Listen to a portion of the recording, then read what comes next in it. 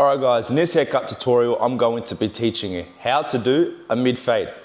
So I'm going to take you through how I set up my haircuts, what my technique is, and I've been cutting for 9 years, and this is exactly what a barber of 9 years does for his mid fades. Now look, I have changed the way that I cut since this video. This video was filmed maybe a month ago, and I've been working on a more strategic strategy of how to cut. But look, so I start with the top, and I'm just cutting it as if I was just cutting a normal top, a normal comb over. I do it the exact same way. For me, I wanted to start standing on the side of my client's head. The reason being, I don't know, I just thought it was just gonna be better. My client likes to keep the bangs in the front, the fringe. So I have to keep in mind to leave that hair slightly longer, so I don't really touch it when I'm doing it with the scissors like this, like a normal haircut. If I do, I'm leaving it a little bit longer than the hair everywhere else I'm cutting, like the hair I'm doing now. But you're gonna see me comb the bangs forward like you are now, and then I cut it that way, just like I am now. I find the height that we want to do the bangs at, and then I just cut it that way. So again, this video was recorded about a month ago. This is, I believe, the first day that we came back to our Revesby location after our renovations. This was either the second or the third day. This is the second day that we came back. And yeah, so this is probably the first haircut tutorial in our new shop. So again, I start with the top of the hair because I find it much easier to blend up into the hair on top when I start at the sides. Here in Australia, I don't think it's too common, but this is what I personally prefer right now. So I like to debulk my client's hair first before I do the fade, and my client's hair fades quite light. My client likes a more harsh look anyways. So it works out really well that his hair blends really light. I've tried to do a darker look, he prefers a lighter look. Right, so I'm using clipper over comb to blend what I use to debulk into the length on top. I can't remember what I did. I can't even really see what it is. Let me turn the quality up on my end so I can actually see. Paused, okay, it's paused. And play, perfect, all right.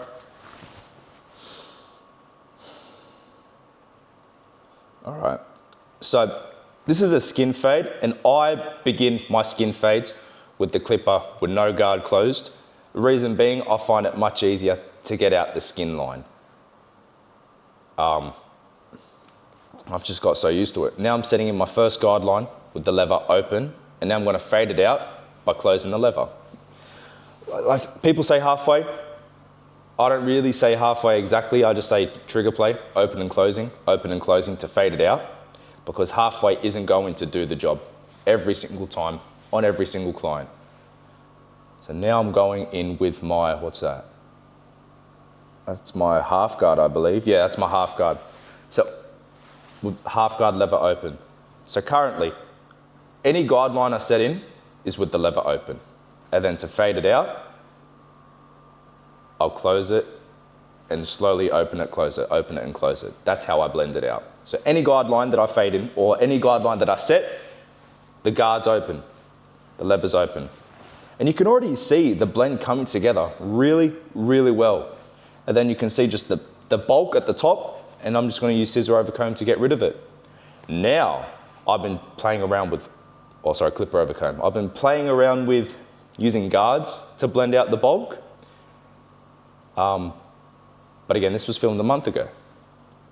So I've changed since. I've been trying to find a more easier, simple way of cutting hair. All right, so my client is he's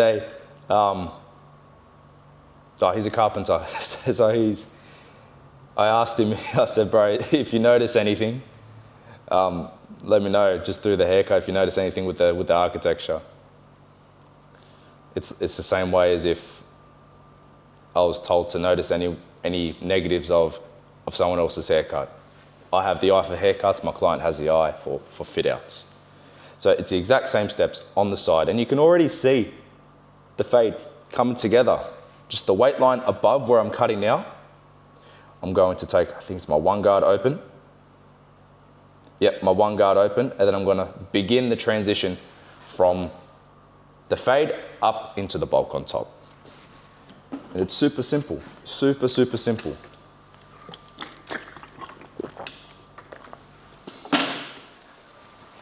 And what I've been doing recently, mind you, I didn't do it in this video, but what I've been doing recently to stay on time with my haircuts is that I've been making timers.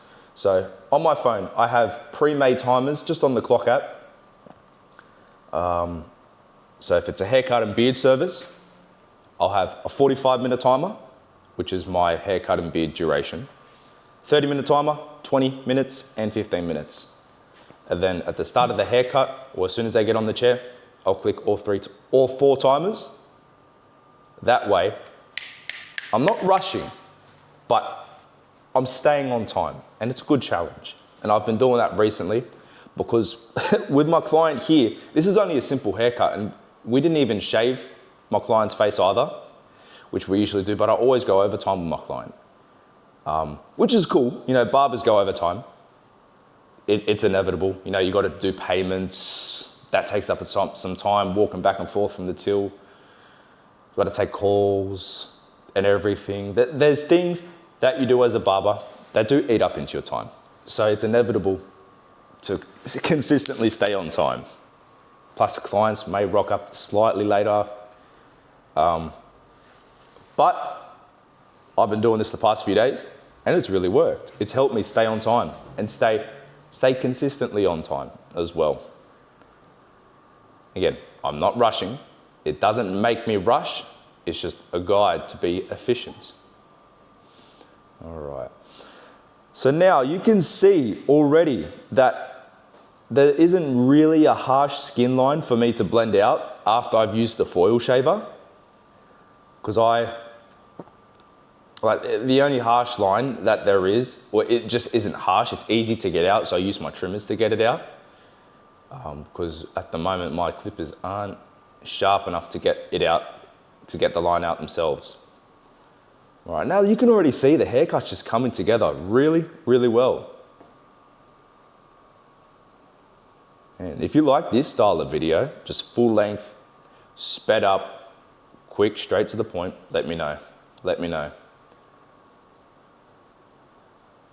All right, now with the blade, you want to keep the blade, hold the blade flat, pull the skin tight. However, the tighter you pull on the skin, the more hair you're going to cut. So be cautious of that because you don't want to push your clients back. All right. Now this was like, I think we started 5:30 at night.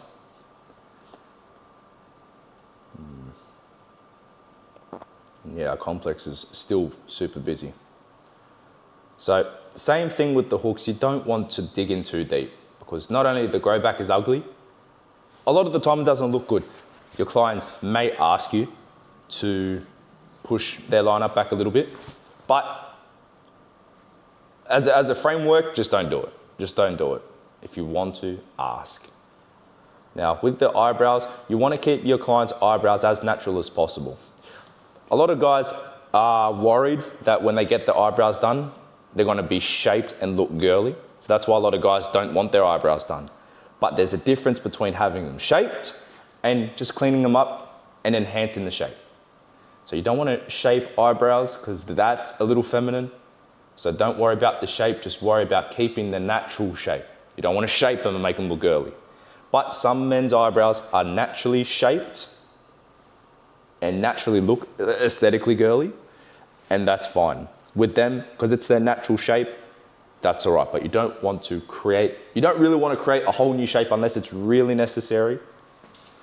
And that's just a good framework to go by. So look, here's the cut, right? You can already see the cut coming together so well. And look, if you got any value from this video, like, comment, subscribe, share the video, follow me on Instagram. If you want to book your haircut with me, link in the description below. I'll see you next time. Peace.